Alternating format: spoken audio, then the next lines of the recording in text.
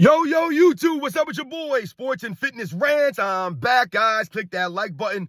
Subscribe to my channel. What's up, y'all? Welcome back, guys.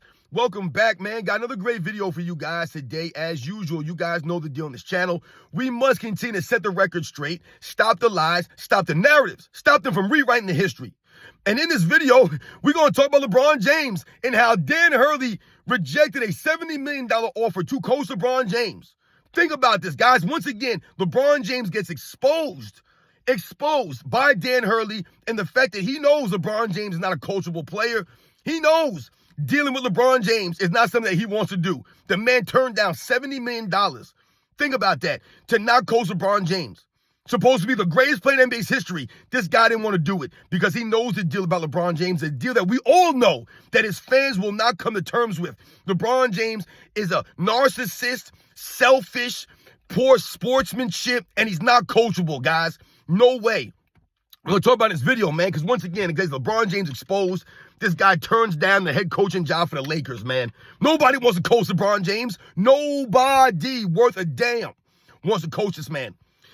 And I want to thank you guys, everyone across the world, everyone across the states that's been supporting my channel. Once again, guys, I am truly, truly humbled by all support, guys, for real. It means a lot, guys. So thank you to all the true supporters, all the real fans of basketball. We're standing up to the lies and the narratives, guys. Thank you for all your comments, liking my videos, subscribing. Thank you, guys, for real, man. It means a lot. And you guys know what to do. Turn the volume all the way up. Hit that play button. Remember, these videos are for educational purposes. And let's roll. So, yes, guys, like I said, I had to do a video on this LeBron James, Dan Hurley thing and the Los Angeles Lakers getting turned down by Dan Hurley. Listen, man, they offered this guy $70 million, man, and he turned it down. And no doubt about it, man. Listen, I know money and everything. I tell you guys on the channel all the time. And as you can see, money is not everything for some people, right? Now, listen, we know this man's going to get his money regardless. But the fact that he turned down that kind of money to go to the NBA, to coach a franchise like the Lakers. Think about this, guys. This is what we're always talking about on this channel. I've told you guys many times. LeBron James has trashed the Lakers brand. The Lakers as a franchise, the brand, the name the Lakers, it don't mean the same. It don't have the same cachet as it used to mean, or it used to have. When you think about when Magic Johnson was on the Lakers, it had cachet. When Jerry West was on the Lakers, they had cachet. They were the Lakers, man. Right? Magic and the Showtime Lakers, right? Pat Riley, Kareem Abdul-Jabbar, Wilt Chamberlain, James Worthy, right? George Mikan, all the great players that played for the Lakers franchise, the great, great players. The history of the Lakers franchise, right? Probably the most storied franchise in the NBA's history, right? Up there with the Boston Celtics. These are the most storied franchises. The Lakers brand always meant something, the purple and gold. But since LeBron James has gotten there, it's been a disaster. It's been an embarrassment. It's gone downhill, right? The legacy that Kobe left for the Lakers brand, the legacy he left there is completely tarnished since LeBron James has been there. And it's not just about the wins and the losses. A lot of times people will say LeBron James saved L.A., right? And they'll point to Kobe Bryant's last couple of years when he was going through those injuries and the Lakers weren't really that great. And they'll point and say, well, look at Kobe at the end of his career. The Lakers weren't good. Yes, the Lakers were not good as far as wins and losses. No doubt about it. But they were still respected. They were still the Lakers. They were still respected franchise. That's the way it was because of the way that Kobe Bryant carried himself. This is the way the Lakers were. Yes, like I said, they were not good as far as maybe wins and losses. They weren't going to be title contenders, but they still had the respect of the people. The Los Angeles Lakers fans respected Kobe Bryant. They respected what he was doing out there. Like I said, he was giving it his all, man, battling through injuries. Like I said, man, don't forget the NBA nixed the trade that would have sent Chris Paul to the Lakers. So when they talk about Kobe Bryant's last several years and they weren't that successful, remember, Kobe Bryant wasn't allowed to make all these trades and all these free agent signings. He didn't have people requesting trades like LeBron James had his entire career. He didn't have that advantage like LeBron James has. No one stopped LeBron James' trades. This guy can make trades whenever he wants. He can have Anthony Davis request a trade off his team. He can have his own agency, his own, look at the thing about that. He can have his own sports agency while he's an active player, have guys colluding behind the scenes, man, to help LeBron James win. Kobe Bryant didn't have those advantages. But anyway, When we think about the Lakers brand, since LeBron James has been there, this is why they vandalized his mural. This is why I hear a lot of Laker fans in my comment section telling me that they can't watch the Laker games with LeBron James there, that they're not going to be true fans of the Lakers until LeBron James leaves because they can't watch this. That's not Lakers basketball. What LeBron James does, he's not playing Laker ball. Walking off the court early, showing poor sportsmanship, standing around on defense, not giving the effort to the people, load managing, that's not Laker ball. That's not what Kobe Bryant was about. That's not what Magic Johnson was about. This is not the legacy that they left for the Lakers. So when you see someone like Dan Hurley turn down a job on the Lakers for that kind of money, it shows you guys what LeBron James has done to the franchise, what LeBron James has done to the NBA overall. It don't have the same lure as it used to. Could you imagine a coach back in the 90s getting offered whatever amount of money to coach Michael Jordan's Chicago Bulls? Could you imagine someone turn that down? No, they wouldn't turn that job down. The only reason I could even see someone maybe turn that job down in the 90s would have been because of the pressure of playing or coaching Michael Jordan, because Michael Jordan is a true competitor. He wants to win at all costs, man. And if he doesn't feel the coach is going to help him win, then why would he listen to the coach? Or why would they get behind the coach? So that's the only thing I can see. But as far as the brand goes, that's the key, guys. LeBron James has ruined the brand, and this guy knows that LeBron James is not coachable. So why the hell would he go to the Lakers? Why would he do this? He's a smart guy. He's pretty smart to me for him to understand and turn that money down, because once again, it's not just about the money, guys. And I really respect Dan Hurley not being all about the money and being like, you know what, I'm going to go to the Lakers and I'm going to do this. No, he stood on principles and he stood on things and he understood. I'm not going around this guy, LeBron James, because what will happen? It will ruin a Dan Hurley. So, for example, let's say Dan Hurley took the job. You know what's going to happen because the same thing happens every season, guys. Dan Hurley takes a job for the Lakers. The Lakers get all this hype now coming into the season. Like I did that video where Udonis Haslem. He was pumping them up. Oh, if Dan Hurley comes in there, that puts them back in the championship conversation. He sounded stupid when he said that because they're always in the championship conversation. That's the problem for the LeBron James teams. And the Lakers, they're always in the conversation, but then during the regular season, they underachieve, they underperform, and they finish in the 7th seed. But somehow, every single time you turn the TV, they're talking about the Lakers as if they're the number 1, 2, or 3 seed in their conference. It's a joke, man. So people will, like I said, they'll pump up the Lakers like that, like a Udonis Haslem. But when we think about this guy, Dan Hurley, man, and turning down that job, man, like I said, that speaks volumes about LeBron James and the way that he carries himself, the way that he interacts with his teammates. Because like I was going to say, what's going to happen? Dan Hurley's going to go to the team, right? They're going to get all this hype coming into the season. They're going to do all these articles. Brian Windhorst's going to do all these articles. Dave McNamara. Everyone's going to pump them up. Shannon Sharp. Nick Wright. Oh, they're the championship contenders. They're the number 1 contender going into the season, right? And then what would happen? The season will come. All of a sudden, the Lakers will start struggling, right? Maybe they have a couple of little nicks and bruise injuries. All of a sudden, Dan Hurley's on the hot seat now. They got to make trades. They got to get rid of this guy. They got rid of that guy. They got to get rid of this dude. They got to do all these things, right, to help LeBron James. Not to help the coach, not to help his teammates, to help LeBron James. So what will happen? They'll have rumors for these guys. All the guys will be on the hot seat, right? All these trade rumors swirling around LeBron James' teammates, but he's a great teammate, though. And then Dan Hurley will be on the hot seat. His very first season in L.A., he'll be on the hot seat immediately. He'll sign a contract for X amount of dollars and immediately be on the hot seat, because this is what LeBron James does to coaches. They immediately go on the hot seat because why is this? Everything falls on everyone else. It's never LeBron James' fault. It takes the blame for anything. It's never his responsibility. So who does it fall on? It falls on his teammates. It falls on the head coach. It falls on the general manager. It falls on the organization as a whole. It never falls on LeBron James. Never once do they point the finger and be like, yo, LeBron James, man, you're an idiot. This is your fault, man. You did this. You built this team. You wanted this guy. You wanted that coach. And you got everything you wanted and still didn't work out. And you didn't take the blame. You didn't take any blame. You blamed everybody else under the sun. And Dan Hurley knows that. He knows that's how it would go down. Why would he want to be around that? No one wants to be around someone like that. Once again, LeBron James is always the victim. Always the victim. Dan Hurley don't want to be around this stuff. Not even $70 million could make this guy, could get him there. Think about that. But they'll turn around and say, LeBron James never played for a great coach. LeBron James never played for a quality coach. They'll say these things. They won't talk about Mike Brown and his 2 Coach of the Year awards. They won't talk about these things. Once again, Mike Brown proving he's a quality head coach, been in coaching for a long time now.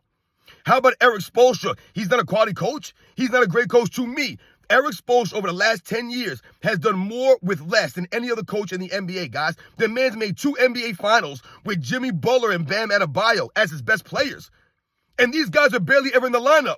They're in and out of the lineup all season long. And somehow, some way, Erik Spoelstra gets this team in deep postseason runs. He keeps them competitive every single year, even though he's not getting a top 3, top 5 draft pick every season like some of these other teams are. Think about what the Spurs did with Greg Popovich, who's one of the all-time great coaches. They had the number 1 pick, Wembanyama, and they basically essentially tanked again on purpose with this guy on the team. So now they have a chance to get another top pick. I believe they have the number 3 pick or whatever they have. They have another top pick now. This is what teams do, right? They tank on purpose so that they can get these draft picks. The Miami's never done that. Erik Spoelstra is constantly and continuously putting the Miami Heat in contention every single year without the most talent in the world. He's doing more with less. Erik Spoelstra has proven himself and exposed LeBron James as being a quality coach, one of the great coaches of his era. This is what LeBron James wanted fired. He wanted Erik Spoelstra out of there. You think Dan Hurley doesn't know about all these stories, all these rumors that were swirling around the Miami Heat and Erik Spoelstra, and how Pat Riley had to tell this guy, no, man, we're keeping Erik Spoelstra here. You see Erik Spoelstra is still there all these years later, guys, right? Still there. Signed an extension last season, I believe. This is what they've done for Erik Spoelstra because he's proven himself to the Miami Heat organization. LeBron James, what has he proven? That he's a coach killer, that he's not coachable. This is what he's proven. This is why I laugh at people, man, when they say things like LeBron James never had a good coach. No, LeBron James never made a coach good. No, LeBron James never played for a great coach like Phil Jackson. Remember, guys, Phil Jackson was greater because of Michael Jordan. Phil Jackson didn't make Michael Jordan great. What Phil Jackson did was he got the Bulls into a system and allowed them to have a role. And Michael Jordan allowed it to happen. That's called being coachable. He didn't say, no, I'm not running this triangle. Michael Jordan wanted to win. That's all that mattered. So he was willing to listen, to be coachable, and allow his teammates to be successful. Something LeBron James still has not learned, still hasn't done. He has not allowed his teammates to be successful by playing in an actual system that would benefit them. Every system must be around LeBron James. He must dominate the basketball, dribble the ball all over the court, do all this stuff. It has to be LeBron James. He has to be the one taking 20 shots a game, but then they'll say he's passed first. It don't add up, guys. This is crazy to me that this guy turned his job down. All the money he threw at this guy, and no one wants to coach LeBron James. Nobody wants. There's not people begging and tripping over that Lakers job. No one wants a head coaching job for the Los Angeles Lakers. This is why they're trying to get J.J. Redick in there. He's the only clown that would go in there and coach LeBron James because J.J. Redick really believes that LeBron James is his friend. J.J. Redick really believes in his mind that he knows basketball. J.J. Redick thinks he's smarter than everybody else, guys. And this is part of my problem with J.J. Redick. And I told you guys, he's very condescending when he speaks to people because he believes he's smarter, better than everyone else, guys. This is how he comes across to me. And J.J. Redick, LeBron James, could you imagine them on the team? J.J. Redick as a head coach, LeBron James as the best player, right? Or the leader, supposedly, right? You have two guys who think that they're smart when they're not smart. That's one of the worst things you could be, is someone who thinks they're smart when they're not smart, or someone who thinks they're smarter than they really are, or someone who thinks they know everything. People who think they know everything are some of the dumbest people in the world because they're not in touch with reality and they don't listen to the facts. J.J. Redick thinks he's smarter than everybody else. LeBron James, he's been drinking the Kool-Aid all these years. Everybody pumping him up. Oh, LeBron James is a savant. He's a basketball savant. He has a high IQ. No, he doesn't. Where's the proof of this? The man's an idiot. He's 4-6 in the finals for a reason because he never figured it out. Never worked on a go-to move, but he's a savant on the basketball court. Don't add up, guys. He's an idiot on the basketball court, and he's an idiot off the court. That's LeBron James in a nutshell. He's not smart, just like his fans. He thinks he's smart. His fans, they come to your comment section, they think they're being witty. They think they're being smart. They think they're funny. They just sound like stupid idiots. They sound like a bunch of weirdos. So, guys, I don't want to go too much longer on this. Once again, LeBron James exposed, guys. Another coach, right? This guy's supposed to be a quality coach, right? Back-to-back national titles in college. And I told you guys, just because you're successful in college doesn't mean it'll translate to the NBA. But the fact that he didn't even want to attempt to come coach the Lakers speaks volumes about LeBron James and the image that he has. Once again, this is LeBron James' legacy. This is the legacy LeBron James has left for himself as a coach killer, as a guy that's not coachable, that doesn't listen. You think that guy, Dan Hurley, wasn't shown video of LeBron James and the way he acts on the bench? See, man, these people are stupid. They don't get this stuff. LeBron James, once again, showing how dumb he is. You're on videotape, man. You're on camera all day, every day on that basketball court. You're being filmed. And yet you carry yourself like a clown with no honor, no integrity. Look at the way LeBron James acts on the bench. Ty Lue, Mike Brown, David Blatt, Luke Walton, Frank Vogel, Darvin Ham, whoever it is, they're trying to draw up a play. They're trying to galvanize the team. Here goes LeBron James off to the side, pouting and moaning, looking off somewhere, having an attitude, being a baby, not listening, not being engaged, not being coachable, not being a leader. Who's going to listen to the head coach if the best player ain't listening to the head coach? If Michael Jordan didn't listen to Phil Jackson, who the hell else was going to listen to Phil Jackson? Who? Nobody was. That's part of being a leader. That's the greatest of some of these great players. Bill Russell, he listened to Red Auerbach. He was coachable, right? That's leadership. They followed Bill Russell. They respected him because he respected the coach. He respected that. These guys were team players, man. Larry Bird, he wasn't coachable. Magic Johnson, Kobe, these guys were coachable, man. Tim Duncan, the great players, man, they're coachable. They help the coach. They make the coach greater. LeBron James has never made a coach greater. I've told you guys before, part of being an all-time great player, we're talking about the greater of the greats, the all-time greats, the top 10, 20, 30 greatest players in the history of the NBA. When we talk about these guys, it's not just about them making their teammates better, the players around them better, but you also make the coach better. You help the coach look good, right? This is what Michael Jordan did. You heard Doug Collins talk about his very first game in the NBA as a head coach. The very first game of Chicago Bulls as a head coach. Remember, he said he was chewing the gum down till it was dust. He was nervous, all this stuff. And Michael Jordan came up to him and was like, yo, don't worry, coach. I got you. I'm not going to let you lose your first game. That's Michael Jordan, man. That's leadership. That's helping your coach. That's making your coach better. Making him look good, going out there and performing. That's what Michael Jordan did for a Doug Collins, for a Phil Jackson. He made them look good. He made them look greater than they were. This is why Phil Jackson's remembered that way. Yes, Phil Jackson's a great coach, no doubt about it. But Phil Jackson played with some of the coached some of the greatest players in the history of the game, guys. We're talking about some of the top 10, 15, 20 greatest players of all time. Michael Jordan, Kobe Bryant, Shaquille O'Neal. What are we talking about here? He wasn't winning with second-rate players. He wasn't taking a bunch of role players to the playoffs every single year. He played with he coached great talent. Pippen and Jordan, Kobe and Shaq. Probably the two greatest duos in the history of the game. This is what Phil Jackson had. So once again, these guys made Phil Jackson greater. They didn't make him worse. They didn't get him fired. Right? They didn't diss Phil Jackson and disrespect him. Michael Jordan always respected Phil Jackson. This is why he said that in The Last Dance, if they get rid of Phil Jackson, I'm out of here. I'm not playing for anybody else but Phil Jackson. That's the respect that Michael Jordan had for Phil Jackson, and it was a mutual thing there. Phil Jackson respected Michael Jordan. This is why he allowed Michael Jordan to do what he did in practice. He allowed him to be Michael Jordan. That was the standard. Michael Jordan upheld the standard. That's helping your coach be great. With the leadership, LeBron James was not going to help Dan Hurley be great. No, he wasn't.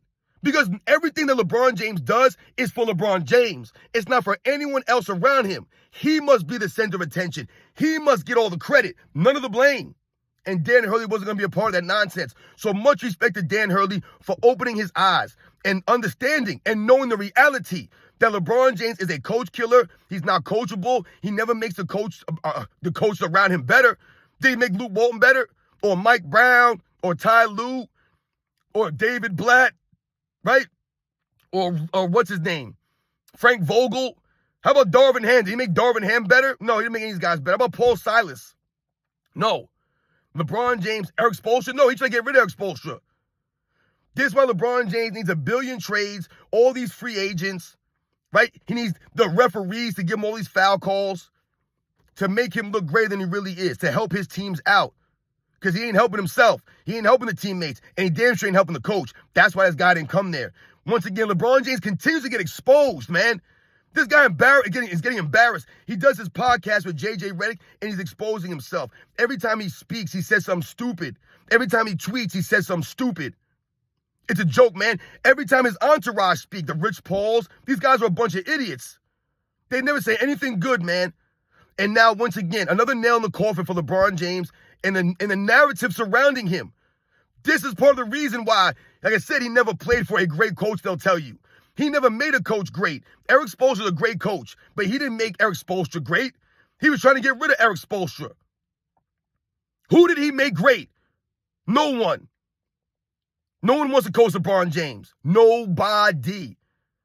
Like I said, this was Michael Jordan, and people had an opportunity to coach Michael Jordan in the 90s. They would have been jumping all over the opportunity to coach Michael Jordan. Because once again, Michael Jordan was coachable. Dean Smith, right? Bobby Knight, Phil Jackson, Doug Collins. Even the first 3 years, he had 3 different head coaches. The first year, I believe he had Stan Albeck, I want to say. And then, Kevin Lowry, I think. And then I think it was Stan Albeck was the coach second. And then the third year was Doug Collins. But every single coach that Michael Jordan had, they all said the same thing. He was willing to listen. He wanted to learn. He wanted to get better. He was coachable. That's the whole thing. Michael Jordan didn't think he was smarter than everybody else or knew more than everybody else did. He wanted to learn. That's what they always said. LeBron James really thinks that he knows more than everyone else. He really believes this. So how are you going to listen to anyone if you believe you know everything? That's JJ Redick. That's why he wants JJ Redick. So he can manipulate JJ Redick because he can't manipulate Dan Hurley. And Dan Hurley's not going to be manipulated. That's why he's not going there. You guys know the deal, man. These are the facts. Once again, guys, the man turned down $70 million to coach the Los Angeles Lakers franchise, one of the most historic and storied franchises in all of sports. He turned that down with one of the great players of all time, LeBron James, on that team. He turned that job down. That speaks volumes about LeBron James and the legacy and the way that people feel about him. He's a selfish narcissist, man, that ain't out for anything but himself. Not coachable. You guys know the deal, man. I'll catch you guys on the next one.